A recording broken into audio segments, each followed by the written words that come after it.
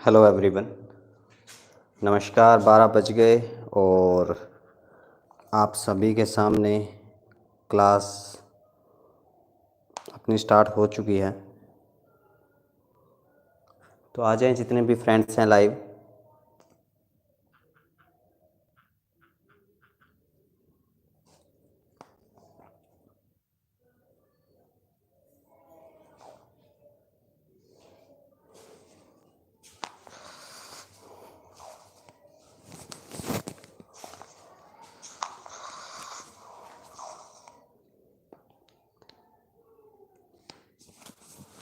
नमस्कार all of you.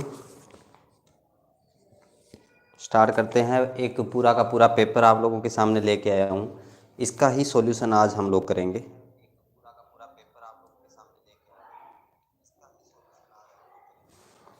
तो जितने भी स्टूडेंट्स हैं प्लीज़ आप लोग लाइव आ जाएं। आप सभी का ही वेट कर रहा हूँ मैं। बाकी नमस्कार जी। अंकुश एक बार शेयर कर दो आप क्लास को, ताकि और बच्चे भी जुड़ जाएं। क्लास शेयर कर दो। आज पेपर करवा रहा हूँ आपको एक ITI इंस्ट्रक्टर का। एक हाई लेवल का पेपर है वैसे, और बहुत सिंपल पेपर है, तो आपको फ़ायदा मिलेगा। चलिए, आवाज़ वगैरह आ रही है। ये फ़ोन डाल लेता हूँ मैं पॉकेट के अंदर और अपन स्टार्ट करते हैं। देखो, इलेक्ट्रिकल की क्लासें अब मुझे लगता है कि हमें डेली स्टार्ट कर देनी चाहिए। और इसी के साथ आज ये पहली क्लास आप लोगों के साथ शेयर करूँगा। चलिए, ये पेपर जो अभी मैं करवा रहा हूँ आप लोगों को ITI इंस्ट्रक्टर का पेपर है। इसके कुछ क्वेश्चन सारे तो नहीं कर पाएंगे क्योंकि जल्दी जल्दी में मैं आया हूँ, और जितना हो सकता है उतना करेंगे। पहला क्वेश्चन बन रहा है यहाँ पर 8 बिट बनता है। 8 बिट से क्या बनता है, मतलब क्वेश्चन पूछने का मतलब ये है कि 8 बिट बनता है या 8 बिट मैकअप है, यानी कि 8 बिट मिलकर क्या बनाते हैं। तो 8 बिट जो मिलकर बनाते हैं 1 बाइट। ठीक है, 1 बाइट बनाते हैं 8 बिट मिलकर। ठीक है, याद रखना। ये कुछ क्वेश्चंस हैं जो कंप्यूटर के हैं। अगर कंप्यूटर के क्वेश्चंस भी अपने कुछ आते हैं तो डिस्कस कर लेते हैं। दूसरा क्वेश्चन बनता है मोडेम किससे जुड़ा होता है। मोडेम क्या होती है? मोडेम वो होती है जिसे हम नेट कनेक्ट करके चलाते हैं। और मोडेम किस चीज़ से मिलकर जुड़ी होती है? तो ये जुड़ी होती है फ़ोन लाइन से। ठीक है, फ़ोन लाइन। मोडेम किस चीज़ से जुड़कर मिलकर जुड़ी होती है? ये फ़ोन लाइन से जुड़ी होती है। नेक्स्ट एक क्वेश्चन इंपॉर्टेंट है कि रैम होता है। कंप्यूटर में 2 चीज़ें होती है, एक कंप्यूटर के अंदर रैम होती है और एक होती है रोम। ठीक है, random access memory, read only memory. अगर इसका फुल फॉर्म भी पूछ ले तो ये क्या है? Random access memory. ठीक है, और ये क्या है? Read only memory. Read only memory. ये 2 प्रकार की चीज़ होती है, एक रैम होती है, एक रोम होती है। अब ये रैम जो होती है ये किस चीज़ से मिलके बनी होती है? ऐसा अगर आपसे क्वेश्चन पूछ लिया जाए तो रैम अपनी जो बनी होती है, मिलकर बनी होती है ये अर्धचालक से। ठीक है, सेमीकंडक्टर से बनी होती है अपनी रैम। ठीक है, राम राम जी, नमस्कार, गुड आफ्टरनून।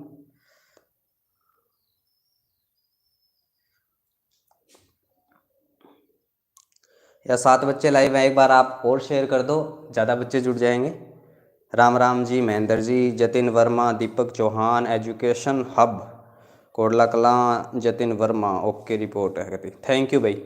ठीक है, एकदम साफ दिखाई दे रहा होगा, कोई खराबी तो नहीं लग रही। चलिए, अब अपन बात करते हैं। एक क्वेश्चन और बनता है जो इसका ही बनता है कि भाई इनपुट डिवाइस कौन सी है। ये क्वेश्चन हमेशा ही पजल करता है कि कौन सी डिवाइस है जो इनपुट डिवाइस है और कौन सी डिवाइस है जो इनपुट नहीं है। तो अगर प्रिंटर की बात करें ना, तो स्कैनर, कीबोर्ड और माउस, ये सारी की सारी चीज़ें क्या होती है? इनपुट डिवाइस होती है। लेकिन प्रिंटर जो होता है वो एक्सटर्नल डिवाइस होती है, यानी कि वो एक कंप्यूटर के लिए इनपुट डिवाइस नहीं होती। कंप्यूटर के क्वेश्चंस भी इसमें से कुछ कर रहे हैं। ठीक है, चलिए, बच्चे कम हो गए भाई, इतने में तो फिर मज़ा नहीं आता।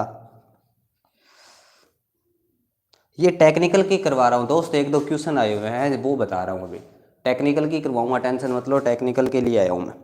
चलिए, अभी टेक्निकल के क्वेश्चंस पे डिस्कस करते हैं। टेक्निकल के क्वेश्चंस क्या बनते हैं? पहला क्वेश्चन बन रहा है, डीसी जनरेटर की आर्मेचर कोर को पटलित क्यों किया जाता है? पटलित का मतलब क्या होता है? यहाँ पर पटलित करने का मतलब है कि लेमिनेटेड। ठीक है, उसको लेमिनेटेड क्यों किया जाता है? लेमिनेटेड क्यों किया जाता है? लेमिनेटेड करने के एक कारण होता है कि भैया इसका एडी करंट लॉस क्या हो जाए, एडी करंट लॉस कम हो जाए। ठीक है, एडी करंट लॉस को हम बिल्कुल तो खत्म नहीं कर सकते, दो प्रकार के लॉस होते हैं, एक एडी करंट लॉस होता है और एक होता है हिस्ट्रेसिस लॉस। हिस्ट्रेसिस लॉस, एक बार मार्कर में थोड़ी सी मैं इंक डाल लूं।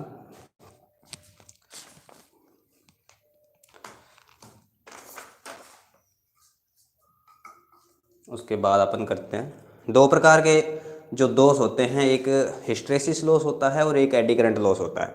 ठीक है, अब एडी करंट लॉस क्या करता है, एडी करंट लॉस में ये होता है कि जैसे ही हम किसी में मान लो करंट फ्लो करेंगे तो करंट फ्लो करने के बाद वो क्या होगा, गर्म होगा, और गर्म होने के कारण जो लॉसेज होंगे, ठीक है, तो उसको क्या बोला जाता है, एडी करंट लॉस।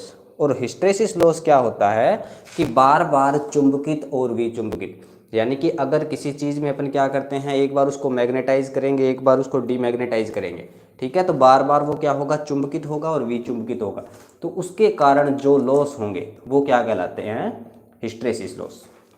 ठीक है, दो प्रकार के लॉस होते हैं, एडी करंट लॉस और हिस्ट्रेसिस लॉस। चलिए, ठीक है, हाँ जी, इसको भंवर धारा बोलते हैं। एडी करंट लॉस जो होता है ना, इसको क्या बोला जाता है, भंवर धारा। ठीक है, ये चीज़ आप लोग याद रखना। हिस्ट्रेसिस लॉस क्या होता है, अब हिस्ट्रेसिस लॉस से बचाव कैसे करते हैं, हिस्ट्रेसिस लॉस से आपको बचाव करने का तरीका क्या है कि आप क्या करोगे, सिलिकॉन स्टील की पतली पतली पत्तियां, ठीक है, पतली पतली पत्तियां, सिलिकॉन स्टील की आप लोग क्या करोगे, पत्तियों को रिविट करके बनाओगे। ठीक है, और रिविट करने के लिए जैसे मान लो एक ये पत्ती है मेरे पास, एक ये पत्ती है, अब इन दोनों पत्तियों को मुझे क्या करना है, जोड़ना है। जैसे आपने एलीमीटर वगैरह देखा होगा तो इसमें ना इस प्रकार की पत्तियां बनी होती है। ठीक है, इस प्रकार की पत्तियां बनी होती है। अब मुझे इन दोनों पत्तियों को जोड़ना है। जैसे बना तो मैंने इसको किसकी दी, सिलिकॉन स्टील की। ठीक है, इसको मैंने सिलिकॉन स्टील की पत्तियां बना दी। अब मुझे इनको जोड़ना है, तो जोड़ने के लिए मैं क्या करूंगा, अगर इनको मैं डायरेक्टली जोड़ दूं, मतलब इनको लेमिनेटेड ना करूं, लेमिनेटेड किस लिए किया है, एडी करंट लॉस को कम करने के लिए। अगर मैं इनको लेमिनेटेड ना करूं, ठीक है, तो फिर इन पतली पतली पत्तियों का बनाने का कोई मतलब नहीं है। अगर मैंने इनको लेमिनेटेड कर दिया तो इसका मतलब क्या है कि ये आपस में वैसे नहीं जुड़ी हुई। जैसे मान लो ये एक पूरा का पूरा एक चट्ठा बना दिया मैंने, ठीक है, इसकी ये पतली पतली पत्तियां काट ली। अब इन पतली पतली पत्तियों को मैंने क्या कर दिया, लेमिनेटेड कर लिया।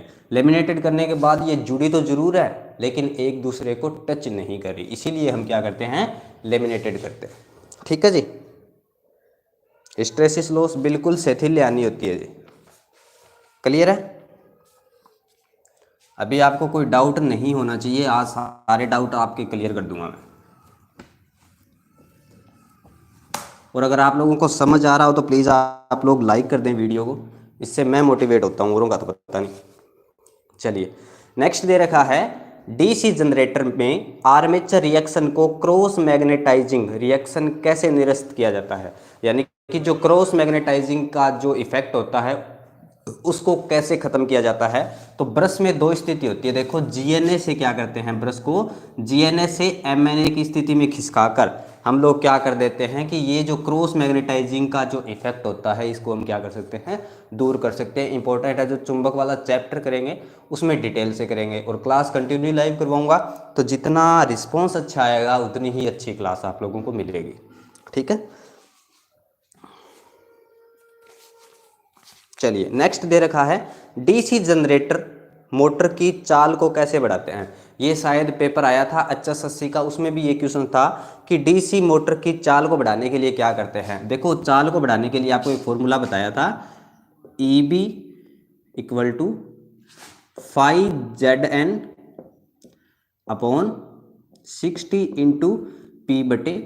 ये एक फॉर्मूला मैंने आप लोगों को बताया था, EB equal to 5ZN/60 into P/A। यानी कि ये क्या है, स्पीड है। अगर मेरे को मोटर की स्पीड बढ़ानी है तो मैं क्या करूँगा, बैक EMF क्या कर दूंगा, मैं बढ़ा दूंगा। जितना ज़्यादा बैक EMF होगा स्पीड क्या होगी, उतनी ज़्यादा होगी। तो यानी कि एक तो बैक EMF को क्या कर देंगे, बढ़ा देंगे। ठीक है, बैक EMF को बढ़ा के और आर्मेचर का जो करंट होगा उसको कम करके। ठीक है, इसमें ऑप्शन दे रखा है, बैक EMF बढ़ाता है तथा धारा घटाती है। जब डीसी मोटर की स्पीड को बढ़ाते हैं तो बैक EMF बढ़ जाता है और करंट क्या हो जाता है, कम हो जाता है। ठीक है, याद रखना। तो इसका यही ऑप्शन दिया है, जब डीसी मोटर की चाल को बढ़ाते हैं तो क्या होता है, तो बैक ईएमएफ बढ़ता है और धारा घटती है। ठीक है, साथ साथ में आप लोग नोट करते रहें इसको। चलिए नेक्स्ट दे रखा है, स्थिर चाल मोटर के साथ कौन सा स्टार्टर उपयोग किया जाता है, यानी कि कांस्टेंट स्पीड जो मोटर होती है उसको हम कौन से स्टार्टर के साथ स्टार्ट करते हैं, तो जो कांस्टेंट स्पीड मोटर होती है उसको करते हैं 3 पॉइंट स्टार्टर। ठीक है, स्टार्टर क्या होते हैं, देखो स्टार्टर 3 प्रकार के होते हैं डीसी मोटरों के लिए। डीसी मोटरों के लिए एक तो होता है 2 पॉइंट स्टार्टर, एक होता है 3 पॉइंट स्टार्टर, एक होता है 4 पॉइंट स्टार्टर। ठीक है, इसके अंदर क्या क्या चीज़ें लगी होती है, जैसे 3 पॉइंट स्टार्टर और इनके अंदर अगर मैं बात करूं तो इनके अंदर एनवीसी लगी होती है। कभी कभी एनवीसी की फुल फॉर्म पूछ लेते हैं कि एनवीसी की फुल फॉर्म क्या है, तो इसकी फुल फॉर्म है नो वोल्ट कॉइल। ठीक है, नो वोल्ट कॉइल एनवीसी की फुल फॉर्म है। और एक चीज़ और लगी होती है ओएलसी। ओएलसी ओएलसी क्या होती है, ओवरलोड रिलीज कॉइल।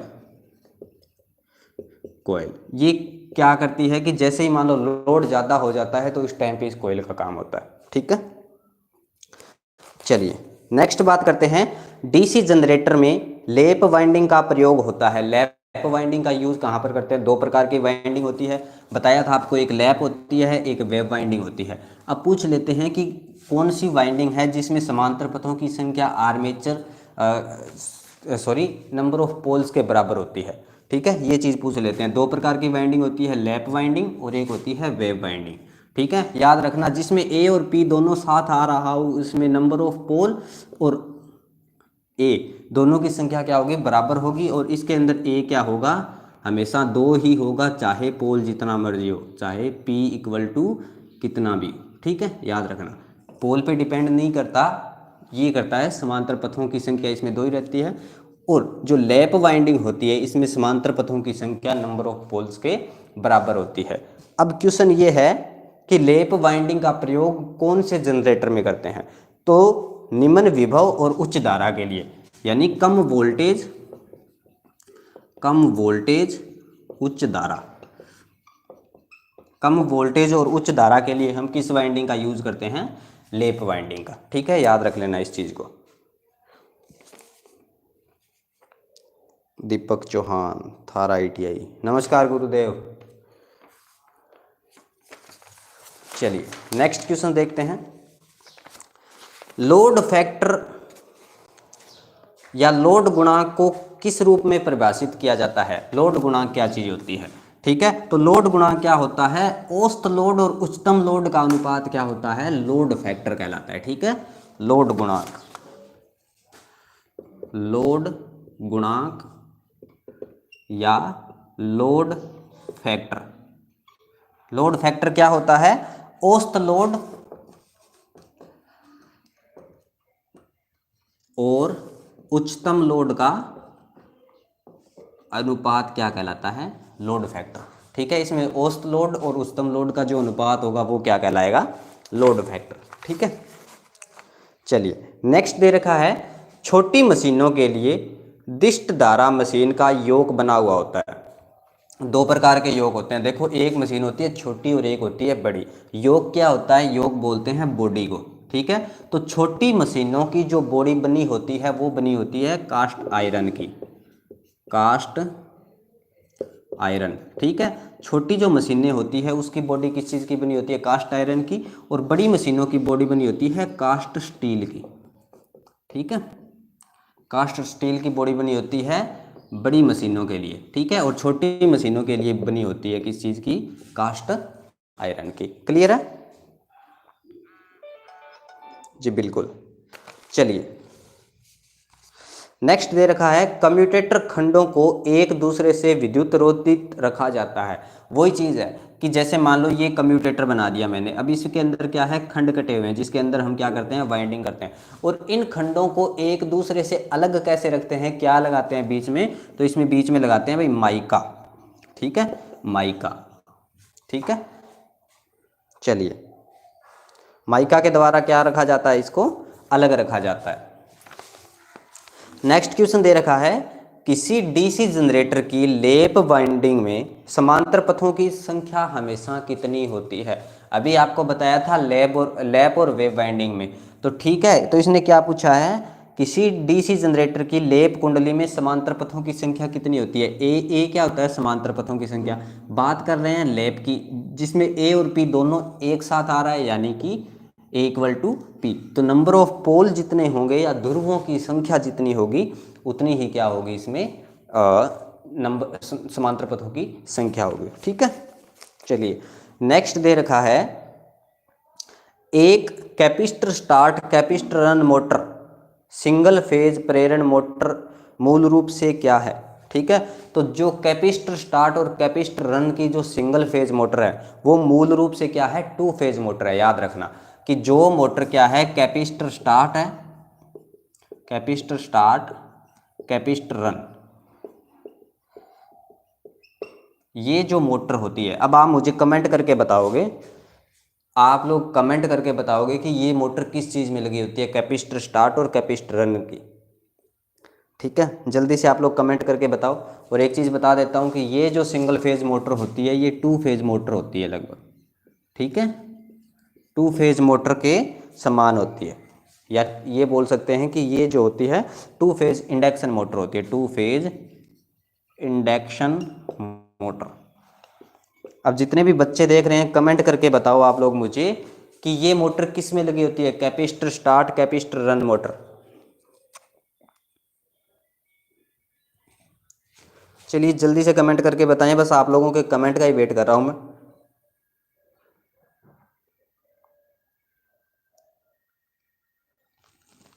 बता दो भाई कोई तो कमेंट करके।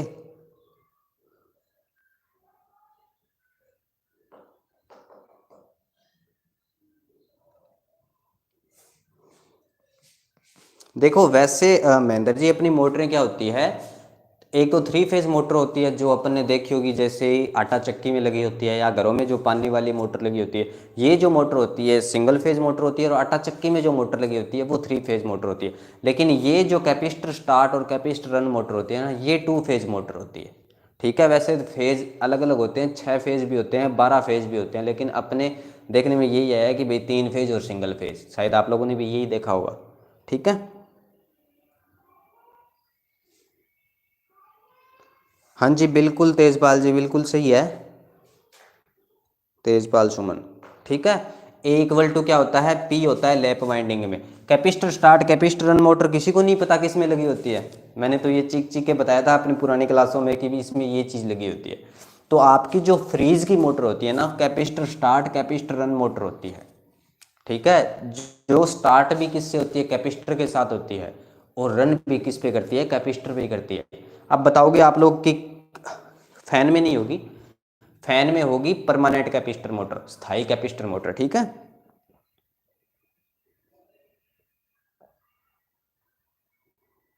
बिल्कुल ये सिंगल फेज मोटर होती है वैसे तो, लेकिन फेज मोटर भी बोल सकते हैं। ठीक है, अगर ये चीज बोल देना, जैसे मान लो इसमें क्वेश्चंस में क्या दे रखा है कि एक capacitor start capacitor run motor single phase motor मूल रूप से कौन सी मोटर है, तो मुख्य रूप से ये जो है ना ये टू फेज इंडक्शन मोटर है, जिसको हम सिंगल फेज मोटर बोलते हैं। ठीक है,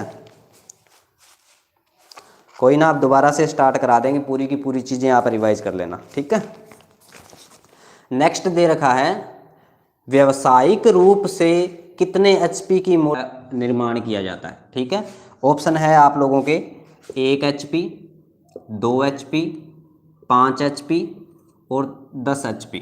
ठीक है, एक बार आप क्वेश्चन दोबारा सुन लें। सिंगल फेज मोटर व्यावसायिक रूप से निर्मित होती है, व्यावसायिक रूप से कितने एचपी तक निर्मित होती है, व्यावसायिक रूप से कितने एचपी तक निर्मित होती है, कौन सी मोटर है, सिंगल फेज मोटर। ठीक है, ओके बिल्कुल करा देंगे दोस्त। ठीक है, दीपक जी बिल्कुल करा देंगे। अभी आप मुझे इसका आंसर बता दो कि व्यावसायिक रूप से कितने एचपी तक की मोटर का निर्माण होता है सिंगल फेज का। अगर किसी को ना पता हो तो फिर मैं बताता हूँ।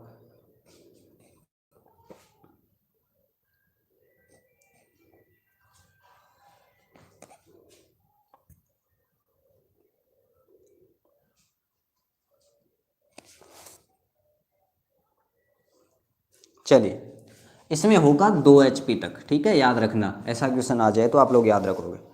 नेक्स्ट दे रखा है, नहीं नहीं 5 या 10 HP नहीं, 2 HP तक, ठीक है, किसी भी बुक में आप लोग देख लेना। और ये IT इंस्ट्रक्टर का पेपर है राजस्थान का, तो इसके आंसर की हम लोगों ने तैयार करी है, ठीक है। चलिए, एक क्वेश्चन दे रखा है, एक क्वेश्चन लिखता हूँ आप लोगों के सामने। एक squirrel cage induction motor 50 hertz आवृत्ति के लिए बनाया गया है। एक स्क्विरल केज इंडक्शन मोटर है जिसे बनाया गया है 50 हर्ट्ज आवृत्ति के लिए, ठीक है। उसकी फ्रिक्वेंसी कितनी है? 50 हर्ट्ज, ठीक है। अब इसको क्या करता हूं मैं, 60 हर्ट्ज आवृत्ति से जोड़ देता हूं तो क्या होगा? अगर 50 हर्ट्ज वाली स्क्विरल केज, ठीक है, स्क्विरल केज इंडक्शन मोटर को 60 हर्ट्ज फ्रिक्वेंसी के साथ जोड़ दिया जाए तो क्या होगा? आंसर आप लोग नोट कर लेना, लिखवा रहा हूं आप लोगों को। तो कितने, किस हिसाब से चलेगी ये, ठीक है, तो किस हिसाब से चलेगी? एंस लिख लो आप लोग इसका, निर्धारित चाल से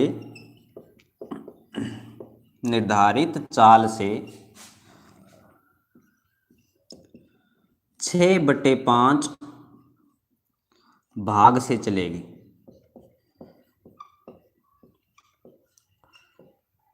ठीक है। और ये आपको सेम डिट्टो ऐसे ही ऑप्शन मिलेगा। ऑप्शन में 2 चीज़ें आपको मिलेगी अलग अलग, या तो यहाँ पर ऐसे मिल सकता है कि 5/6, लेकिन आपको ये क्वेश्चन वैसे याद ही रख लेना है कि अगर मान लो 50 हर्ट्ज फ्रिक्वेंसी वाली मोटर को 60 हर्ट्ज फ्रिक्वेंसी के साथ मैं जोड़ देता हूँ तो क्या होगा कि 6/5 भाग से चलेगी, ठीक है। हाँ जी, बिल्कुल 2 ही है, ठीक है, 2 HP है, याद रखना। चलिए, नेक्स्ट दे रखा है, निम्नलिखित में से कौन सी सिंक्रोनस मोटर में हंटिंग का कारण नहीं है? हंटिंग दोष किस कारण से नहीं होता किसी सिंक्रोनस मोटर में? अगर मान लो लोड चेंज करते हैं, लोड चेंज करने के बाद मोटर में बिल्कुल हंटिंग दोष होगा। फ्रिक्वेंसी चेंज कर देते हैं तो बिल्कुल होगा। अगर अपन उसको क्या करते हैं, वेरिएबल वोल्टेज देते हैं तो भी हंटिंग दोष होगा। लेकिन जो विंडेज फ्रिक्शन है या वायु घर्षण है, वायु घर्षण क्या है? हंटिंग दोष वायु घर्षण के कारण नहीं होता। क्वेश्चन दे रखा है, निम्नलिखित में से कौन सा सिंक्रोनस मोटर में हंटिंग का कारण नहीं है? तो हंटिंग के कारण कौन कौन से मैंने बताया कि अगर मान लो वेरिएबल यानी कि जो चेंज होने वाले वोल्टेज देते हैं वो भी है। अगर मान लो उसको फ्रिक्वेंसी क्या करते हैं, अगर उसकी चेंज करते हैं तो भी होगा। अगर उस पर लोड चेंज करते हैं तो भी उसमें क्या होगा, हंटिंग दोष उत्पन्न होगा, ठीक है। चलिए, ऑप्शन दे देते हैं, कोई बात नहीं। 14 बच्चे लाइव हैं, एक बार प्लीज़ आप लोग शेयर कर दें, जितने भी बच्चे हैं। इंपॉर्टेंट फैक्ट्स सारे आप लोगों को करवा रहा हूं, तो जितने भी आपके एजुकेशंस के ग्रुप हैं उसमें आप लोग शेयर कर दें। और मेरा पेज फन टॉक्स विद विजय, ठीक है, फेसबुक पे जाएं, वहां पर आप सर्च करें fun talks with Vijay, page है अपना, उसको आप लोग लाइक करें, ठीक है। मध्य प्रदेश ट्रेनिंग ऑफिसर के क्या कार्य होते हैं? गुरुजी ये पता नहीं है, बाकी पता करके बता देंगे आपको, ठीक है, कल की क्लास में आप लोगों को बता दूंगा मैं। नेक्स्ट दे रखा है कि स्लिप रिंग इंडक्शन मोटर में क्या होता है? स्लिप रिंग इंडक्शन मोटर, अब बात करते हैं स्लिप रिंग इंडक्शन मोटर। 2 चीजें लगी होती है भाई, एक स्लिप रिंग लगी होती है, एक स्प्लिट रिंग लगी होती है, ठीक है। अब आप मुझे बताओगे स्लिप रिंग किस में लगी होती है, स्प्लिट रिंग किस में लगी होती है? तब तक मैं इसके ऑप्शन लिख देता हूं।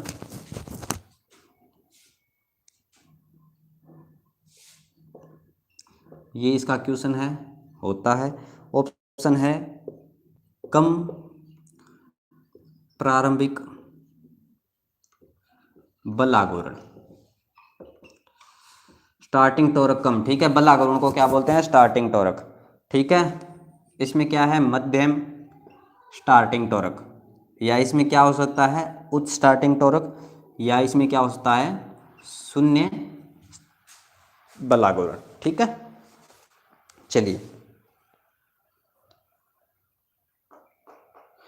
ओके कुलदीप जी, कोई बात नहीं, आ जाएंगे, अच्छी बात है। बस लोगों को पता लग जाए कि भाई अपनी कोचिंग में चलता है। बाकी तो जहाँ भी आप लोग देखोगे तो वहाँ पर सारे के सारे पेड कोर्स करवाते हैं, ठीक है। यूट्यूब पे शायद मैंने कई बार स्टार्ट किया है लेकिन कंप्लीट में नहीं करवा पाता क्योंकि बच्चे नहीं आते, ठीक है। अगर कंटिन्यूसली अगर आप लोग आओगे तो बिल्कुल आपको करवाएंगे।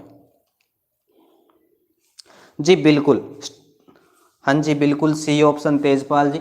बिल्कुल आपका क्या होगा कि स्लिप रिंग इंडक्शन मोटर में क्या होगा, उच्च स्टार्टिंग टॉर्क, यानी कि स्लिप रिंग इंडक्शन मोटर जो होगी स्टार्टिंग टॉर्क उसका क्या होगा, बहुत ज़्यादा होगा, ठीक है, याद रखना। बिल्कुल सी ऑप्शन राइट होगा इसका। नेक्स्ट दे रखा है इंडक्शन मोटर में रेंगने का कारण। इंडक्शन मोटर में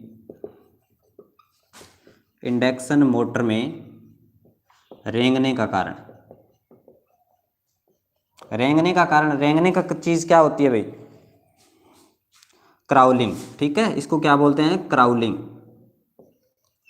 क्राउलिंग क्यों करती है मेरी इंडक्शन मोटर, क्या कारण है, ठीक है। तो इसमें क्या होगा कि हार्मोनिक उत्पन्न होगा, हार्मोनिक उत्पन्न होने के कारण मेरी मोटर क्या करेगी, क्राउलिंग करेंगी या रेंगेगी, ठीक है। Deepti Rathore sir, slip ring AC में हाई स्टार्टिंग टॉर्क, बिल्कुल ठीक है, उच्च स्टार्टिंग टॉर्क, सही बात है ये। अब मैंने एक चीज़ पूछी थी आपको, स्लिप रिंग किस में यूज़ करते हैं, स्प्लिट रिंग किस में यूज़ करते हैं। देखो स्प्लिट रिंग यूज़ करते हैं अपन डीसी के लिए, ठीक है। स्प्लिट रिंग डीसी के लिए करेंगे, और वहीं पर अगर एसी की बात करें तो एसी के लिए हम लोग क्या करेंगे, स्लिप रिंग यूज़ करेंगे, ठीक है। स्लिप रिंग क्या होगा, पूरा का पूरा छल्ला होगा। दो प्रकार के छल्ले होते हैं, जैसे ये छल्ला अगर मैं बात करूं तो स्लिप रिंग है, और अगर इस छल्ले को मैंने क्या कर दिया, दो भागों में काट दिया बीच से, एक छल्ले के मैंने क्या बना दिए, दो भाग बना दिए, तो अब ये मेरी क्या होगी, स्प्लिट रिंग होगी। अब इन पे क्या लगा दिए मैंने, ये कार्बन ब्रश लगा दिए, ठीक है, ये कार्बन ब्रश लग गए यहाँ से। अब आप बोलोगे कि सर एक क्वेश्चन आप लोगों के माइंड में भी आया होगा, तो और मैं भी आप लोगों को बता देता हूँ कि कम्यूटेटर हमारा क्या काम करता है, कम्यूटेटर एसी को डीसी में कन्वर्ट कर देता है।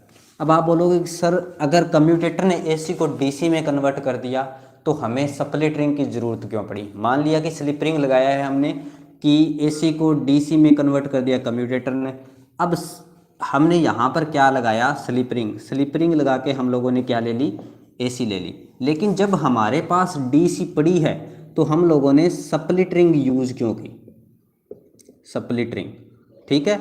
डीसी से स्प्लिट रिंग लगाएंगे वो भी डीसी बनाएगी, तो हम लोगों ने स्प्लिट रिंग यूज क्यों करी है, किसी के पास कोई जवाब है।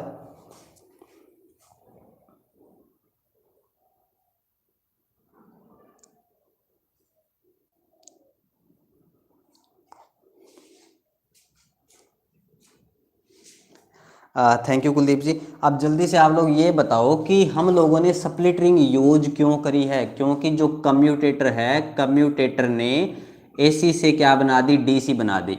अब हमें डीसी बनाने के लिए वापस स्प्लिट रिंग की जरूरत क्यों पड़ी,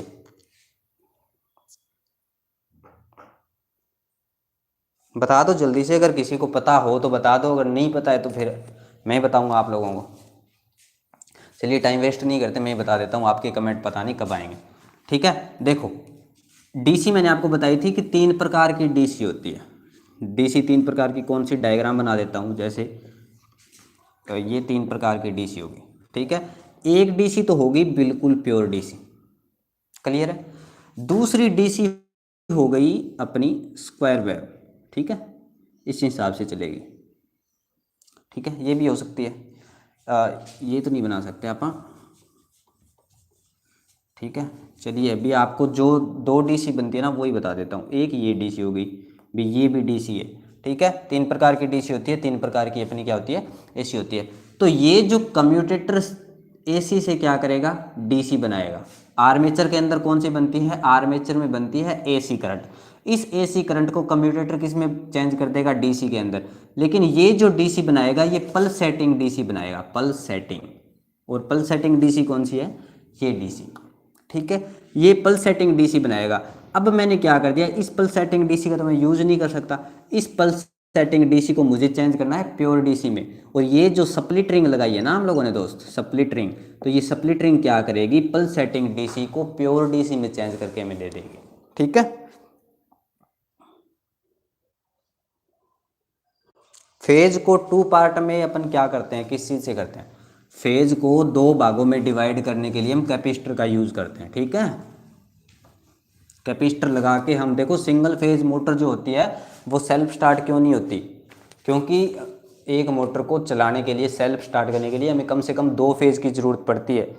ठीक है, वहाँ पर हमें फेज डिवाइड की ज़रूरत पड़ती है दीप्ति। ठीक है,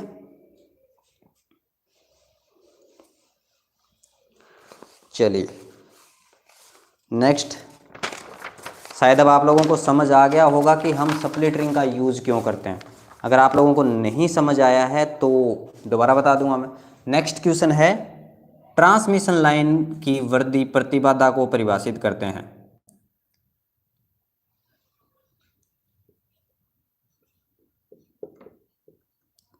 ट्रांसमिशन लाइन की वर्दी प्रतिबाधा को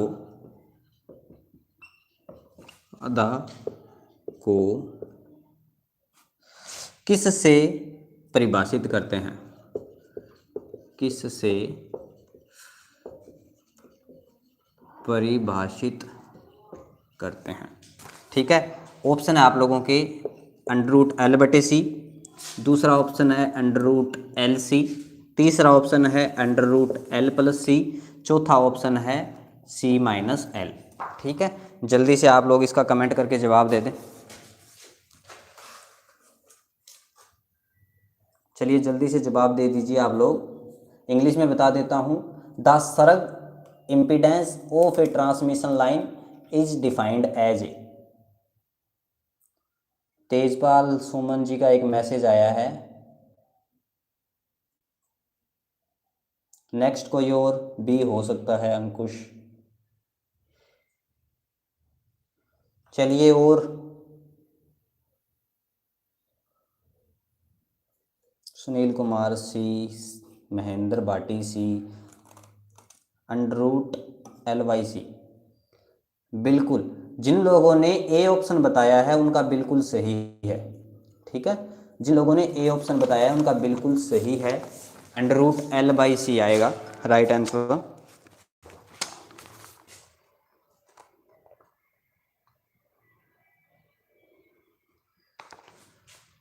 ए ऑप्शन। चलिए नेक्स्ट दे रखा है, एक केबल को चालक का आकार किस चीज़ पर निर्भर करता है, यानी कि एक केबल है उसकी मोटाई किस चीज़ पे डिपेंड करती है।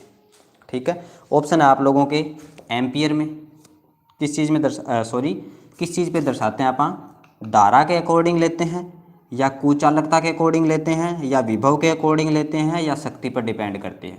अगर हम एक केबल का चूज करते हैं तो क्या देख कर करते हैं। ठीक है,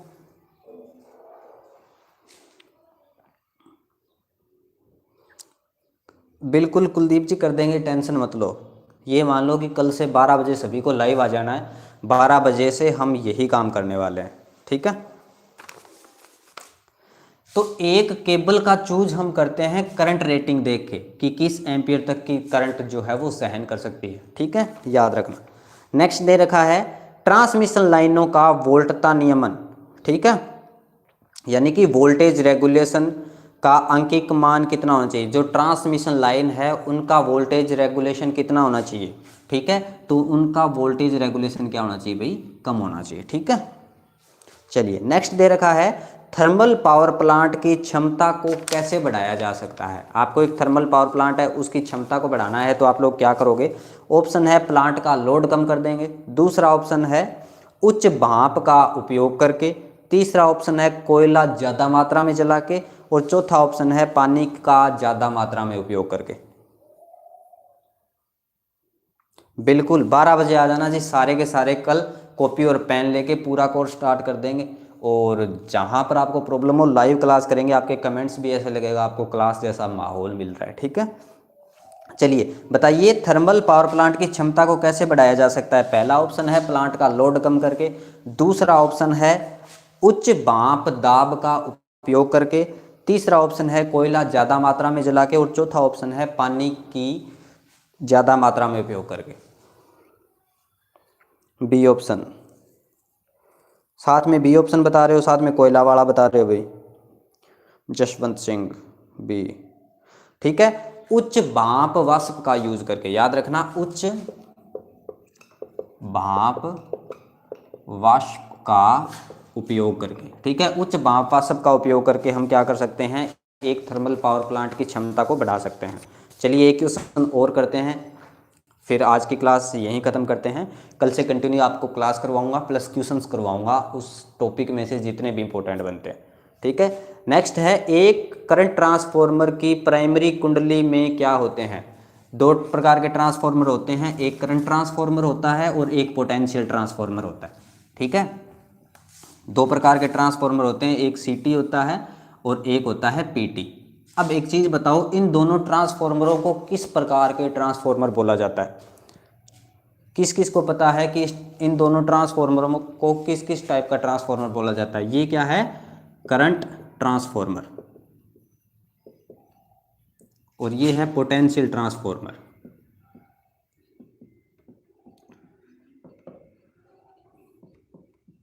यहाँ पर ना बहुत सारे क्वेश्चंस बनते हैं कि करंट ट्रांसफॉर्मर काम क्या करता है, पोटेंशियल ट्रांसफॉर्मर काम क्या करता है। इस चीज़ पर आपको थोड़ा सा समझा देता हूँ, बाकी जब टॉपिक आएगा तो उस टाइम पे अपन बात करेंगे। ठीक है, बिल्कुल। तेजपाल सुमन ने जो आंसर दिया है इंस्ट्रूमेंटल, इनको बोला जाता है इंस्ट्रूमेंटल ट्रांसफॉर्मर, इंस्ट्रूमेंटल ट्रांसफॉर्मर। ठीक है भाई, इनको इंस्ट्रूमेंटल ट्रांसफॉर्मर बोला जाता है। अब सीटी काम क्या करती है, देखो सीटी ये काम करती है कि जैसे मान लो मेरे पास क्या है, 5 एम्पियर करंट मापने का क्या है, एम्पियर मीटर है। ठीक है, और मेरा करंट चल रहा है 50 एम्पियर का। ठीक है, 50 एम्पियर का मेरा करंट चल रहा है और मेरे पास जो मेजर करने का इंस्ट्रूमेंट है वो सिर्फ 5 एम्पियर का है। अगर 5 एम्पियर से ज़्यादा मैं इसको करंट दे देता हूँ, ठीक है, तो उसके बाद ये क्या करेगा, जल जाएगा। लेकिन मुझे ये मेजर करना है कि कितने एम्पियर तक का है, तो मैं क्या करूँगा, सीटी का यूज़ करूँगा। सीटी क्या करेगा कि करंट को कम करेगा, यानी कि ये किस में करेगा, रेशियो में।